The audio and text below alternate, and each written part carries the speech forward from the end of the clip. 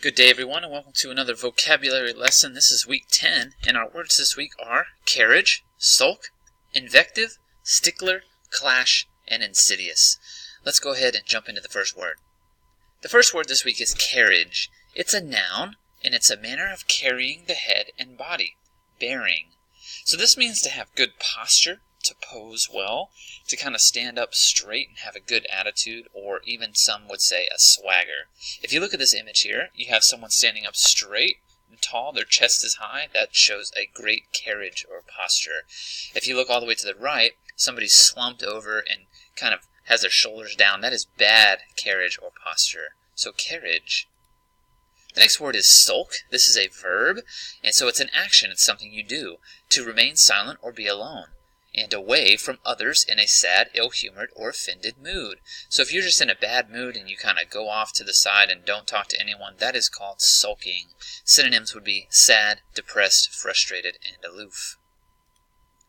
Next is invective. This is a noun, and it's an insulting or abusive word or expression, usually when someone is angry, upset, or disappointed with your actions and behaviors.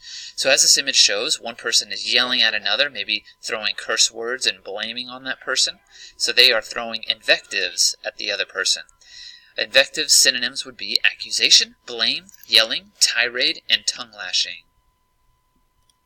Next is stickler. A noun or a person who insists on something and never gives up on it. Someone is a rule follower. So if you look at this image here, this might be a mom or a teacher yelling at a little child for sticking their tongue out. So they are a nitpicker, a taskmaster, or a disciplinarian, someone who's always following the rules. Next is clash. This is a verb, and it means to come together or collide, especially noisily.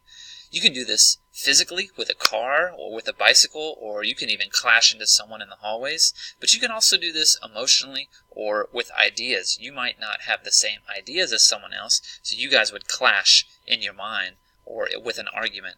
Synonyms would be battle, collide, crash, or skirmish.